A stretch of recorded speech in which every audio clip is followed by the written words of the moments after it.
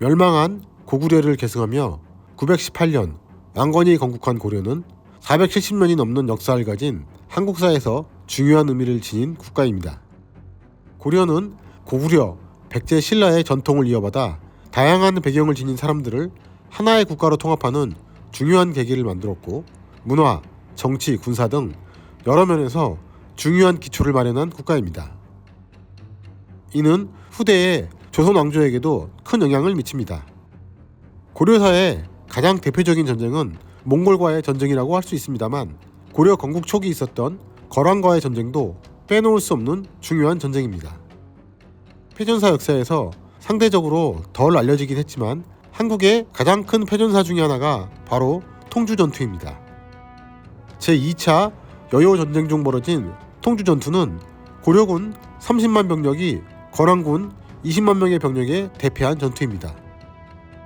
2024년에 방영된 KBS 드라마 고려 거란전쟁에서 다뤄진 전투이기도 하죠. 왕건에 의해 건국된 고려는 한반도 대부분을 지배하던 강력한 국가였지만 많은 외침을 받기도 했습니다. 고려와 거란은 약 26년 동안 총 3번의 큰 전투가 있었습니다. 거란은 발해를 멸망시킨 동북아시아의 강력한 국가였습니다.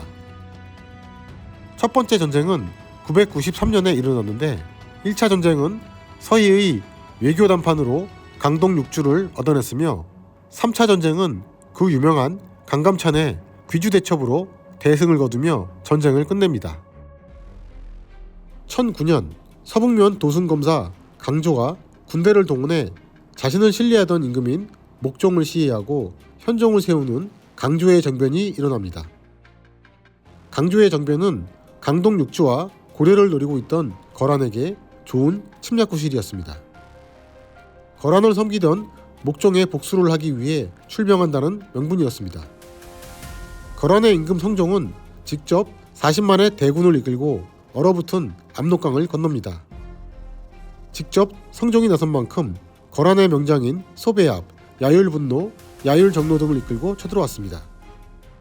첫 전투는 제2차 여효전쟁 중 가장 중요한 전투이자 양규 장군의 전설이 만들어진 흥화진 전투입니다.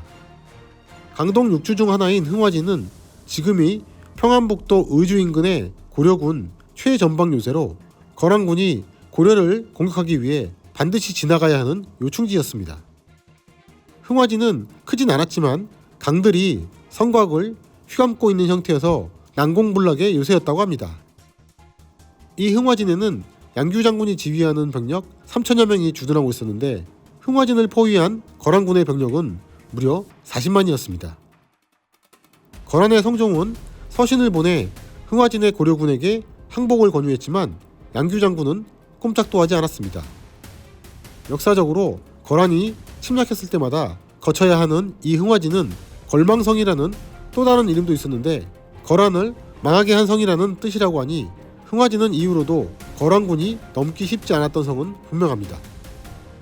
전쟁 초반 양규 장군이 지휘하는 흥화진이 끈질기게 버티며 거란은 꼬이기 시작했습니다. 거란은 전쟁을 빨리 끝내고 싶었습니다.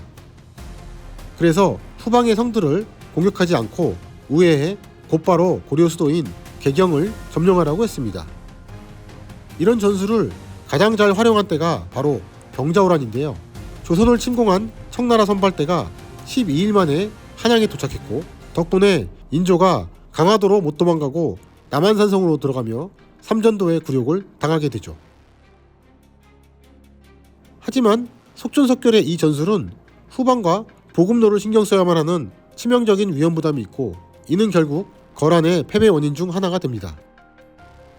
흥화진에서 양규 장군이 7일이나 버텨준 덕분에 고려는 그만큼 전투를 준비할 시간을 벌었고 더욱 중요한 점은 뒤가 찝찝했던 거란의 성종이 흥화진에 병력을 남겨놓음으로써 거란군의 전력이 분산되게 됩니다. 아무리 흥화진이 천혜의 요새라고 해도 이 정도 병력 차이는 방어하기 힘든 게 사실입니다. 물론 거란군 40만이 모두 전투병력은 아니었을 거라 예상하지만 그래도 엄청난 병력 차이입니다. 그래서 일부 학자들은 흥화진에서 실제 전투가 일어나지는 않았을 거라는 추측도 합니다. 이 주장도 일리가 있는 게 상식적으로 3천의 병력으로 40만 대군을 방어했다는 점과 고려사나 거란 측의 역사서에도 흥화진에서 양군이 대치를 했지 치열한 전투를 했다는 명확한 기록이 없다는 점입니다. 물론 전투도 없이 대치만으로 7일을 허비했다는 점도 설명이 안 되는 미스테리이며 고려 입장에서도 대승인 흥화진 전투를 기록 안 할 이유가 없습니다. 하지만 분명한 점은 거란군이 흥화진에서 7일간이나 시간을 허비한 사실이고 이는 이후 거란군의 발목을 잡게 된다는 점입니다. 양규 장군은 압도적인 적 병력 앞에서도 항복하지 않으면서도 병력을 보존하여 이후 곽주성 탈환 작전 등 중요한 전투에서 맹활약했고 수많은 고려 백성들을 구하는 큰 공을 세웁니다. 양규 장군은 김유신, 을지문덕, 강감찬, 최영, 김시민, 이순신 장군 등 다른 역사적인 장군들에 비해 인지도가 떨어지지만 후대에 조선왕조실록에도 언급될 정도로 대단한 명장이었습니다. 흥화진 점령에 실패한 성종은 흥화진을 포기하고 강조가 지휘하던 고려 주력군 30만 명을 상대하러 떠납니다. 하지만 역시 흥화진이 찝찝했는지 병력의 절반인 20만 명을 뒤에 남겨두고 거란의 명장 소비압이 나머지 20만의 병력만 이끌고 떠납니다. 남하하던 거란군은 최사위가 지휘하던 고려군까지 대파하며 통주까지 내려옵니다. 한편 통주에는 강조가 지휘하던 고려군 30만 대군이 3개의 부대로 나뉘어 주둔하고 있었고 강조 본인은 중앙 본진에 위치했습니다. 통주 전투는 국내 전쟁사에서 흔하지 않은 대회전이었습니다. 몇 번의 전투에서 거란군은 신무기인 검차를 앞세운 고려군에게 대패합니다. 유목민족답게 거란군은 최강의 기병을 보유하고 있었지만 검차 앞에서는 속수무책이었습니다.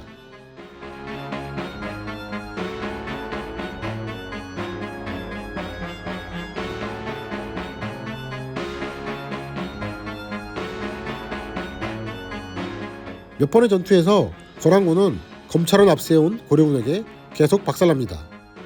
하지만 수많은 전투로 단련된 거란군 선봉장 여율분노는 고려군의 약점을 노렸고 결국 검차가 배치된 정면보다는 빠른 기동력을 이용해 측면 쪽을 공략하기로 마음먹습니다.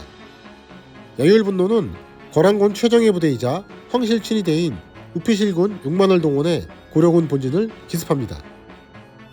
이때 계속된 승리에 도취된 강조는 적들을 얕잡아보고 방심하고 있었습니다.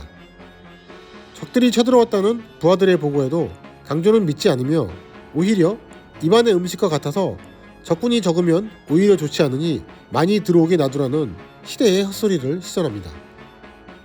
하지만 이미 거란군은 고려군 본진을 해집고 있었고 다시 급박한 보고를 받고서야 깜짝 놀란 강조는 땅을 치며 후회했지만 이미 승패는 기운 상태였습니다. 승기를 잡아가고 있던 전황에서 어이없게도 이 기습공격 한 방에 강조와 고려군의 지휘부가 모두 포로가 되거나 전사하며 본진 병력까지 괴멸됩니다. 고려군 총사령관이었던 강조를 포함해 이현운, 노전, 노희, 이성자 등의 고급 지휘관들이 포로가 되었고 다수의 지휘관들은 전사해버립니다. 한마디로 사령관을 포함해 참모진이 그냥 통째로 사라진 겁니다. 우왕좌왕하던 고려군은 갑옷과 무기, 식량 등을 내팽개치고 무작정 도망갔지만 지휘관이 없는 병력들은 이미 오합지졸이었기에 거란군은 추격전을 펼치며 무려 3만여 명의 고려군 목을 가져갑니다. 동서고금의 전쟁사에서 지휘관의 방심으로 패전한 전투는 많습니다.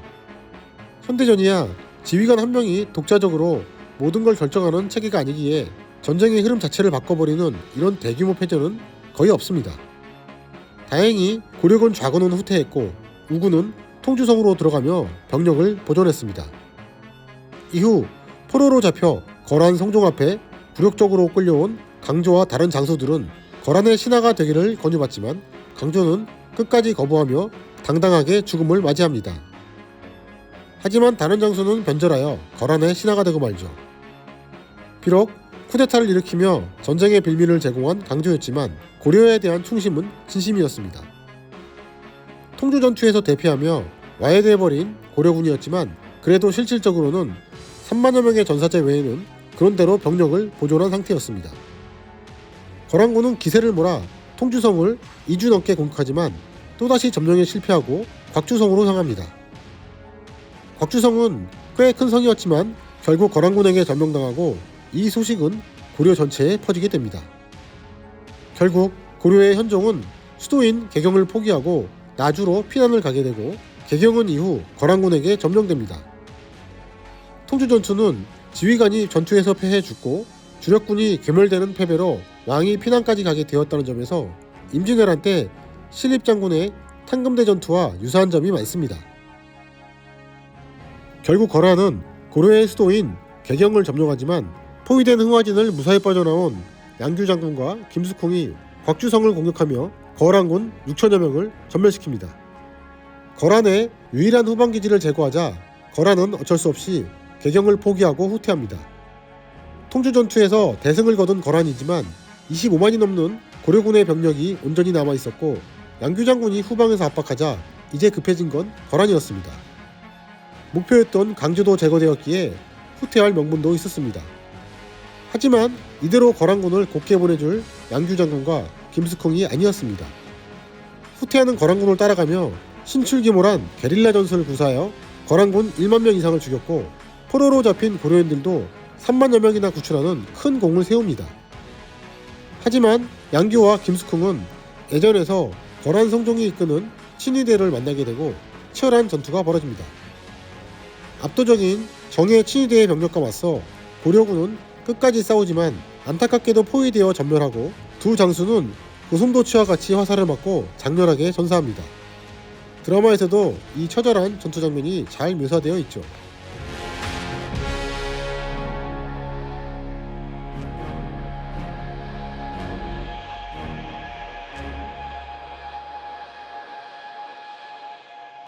이미 지칠 대로 지치고 많은 병력과 장비를 잃은 거란이었지만 고려군의 공격은 끝난 게 아니었습니다.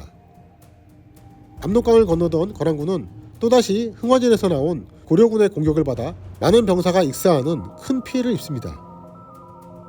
거란은 강조 제거라는 명분은 취했지만 군사적으로 너무나 큰 피해를 입었기 때문에 자존심이 많이 상했습니다.